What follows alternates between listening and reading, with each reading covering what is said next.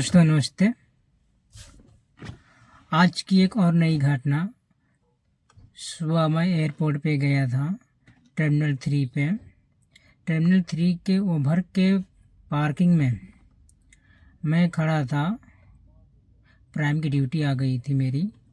जब मैं पैसेंजर को पिकअप करने गया तो उसके पास सामान थे और मेरे पास अवेलेबल जगह रहते हुए वो मेरे सीट पे सामान रख रहा था, जिसके बाद मैंने उसको मना किया कि सर इस सीट पे सामान रखना अलाउ नहीं है, मैं इसको रख देता हूँ कैरियर में, पीछे भी जगह था।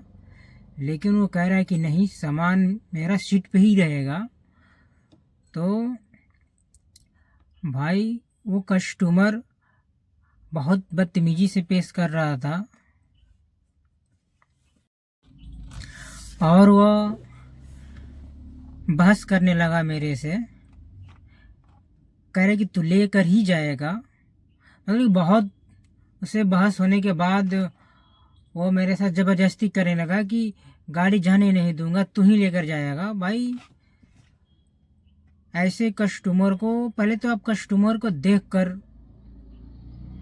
देखकर समझ के किसी को बैठाओ। थोड़ी सी लालच के लिए आपके लिए नुकसान हो सकता है। 150 के चक्कर में भाई कोई भी कस्टमर आता है तो पहले उससे देखो समझो। बुकिंग उस जब आपके साथ बुरा होने वाला होता है तो जो भी बुकिंग आती है वो आप देखने में बहुत लंबी राइड होगी, ज़्यादा पैसा मिलेगा, इसी लालच को लोग देखकर ड्राइवर थोड़ी कंप्रोमाइज़ कर लेता है, जिसके वजह से ड्राइवर के साथ दुर्घटना घट जाती है और घट भी रहा है। भाई अगर वहाँ पे मेरे ड्राइवर भाई नहीं होते तो मेरे साथ भी ज़बरदस्ती करते और रास्ते में कुछ मेरे साथ और भी हो जाता। तो मैं कहना चाहूँगा कि जितने भी कैब ड्राइवर हैं भाई, सबसे पहले मैं ड्राइवर भाइयों के लिए ड्राइवर एकता जिंदाबाद।